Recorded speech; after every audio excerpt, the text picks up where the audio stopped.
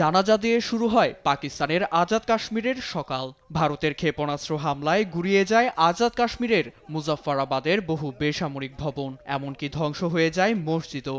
এ সময় নিহত হন মসজিদের ভেতরে থাকা ইমাম ও তার সহযোগী। স্থানীয়রা জানাজায় অংশ নিয়ে শহীদদের আত্মার শান্তি কামনা করেন। এছাড়াও মানুষের মধ্যে দেখা যায় ভারতের প্রতি তীব্র ক্ষোভ। গতরাতে তারা মসজিদে আক্রমণ করেছিল। একজন ইমাম, মসজিদের কর্মচারী ও এলাকার একজন ব্যক্তি সেই সময় মসজিদে উপস্থিত ছিলেন। তারা শহীদ হয়েছেন। আল্লাহ তাদের শহীদ কবুল করুন। ইনশাল্লাহ আমরা এর প্রতিশোধ নেব এবং উপযুক্ত জবাব দেব।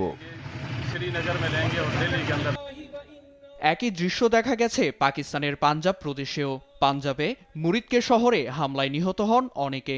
জনসাধারণের সাথে জানাজায় অংশ নেন সামরিক ও বেসামরিক কর্মকর্তারা। পাকিস্তানি পতাকা মুড়িয়ে শহীদদের জানানো হয় শেষ সম্মান। ভারতের হামলার ঘটনায় ক্ষুব্ধ আজাদ কাশ্মীরের বাসিন্দারা। ভারতকে এর বড় মূল্য দিতে হবে এমন সংকল্পে প্রতিজ্ঞাবদ্ধ হয়েছেন তারা।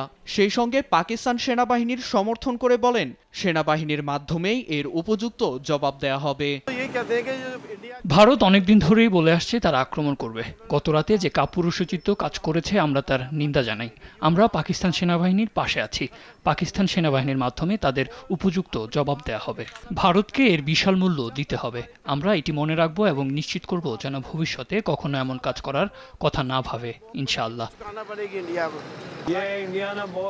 পাকিস্তানকে উস্কে দিয়ে ভারত মারাত্মক ভুল করেছে। এটা কোনো ছোট ব্যাপার নয়। দেখা যাক এটা তাদের কোথায় নিয়ে যায়। তারা হয়তো ভাবছে যে তারা নিয়ন্ত্রণে আছে, কিন্তু এই ভুল পদক্ষেপের জন্য তাদের চরম মূল্য দিতে হবে। ভারত এখন ধ্বংসের পথে এগিয়ে যাচ্ছে। পাকিস্তান শাসিত কাশ্মীরে হামলায় সাধারণ মানুষের আক্রোশ তীব্র আকার ধারণ করে। ভারত পাকিস্তান বহু দশকের দ্বন্দ্ব মোড় নিয়েছে যুদ্ধের দিকে। বিগত ২০ বছরের মধ্যে সবচেয়ে ভয়াবহ সীমান্ত সহিংসতায় জড়িয়েছে দুদেশ। নিউজ ডেস্ক, দেশ টিভি।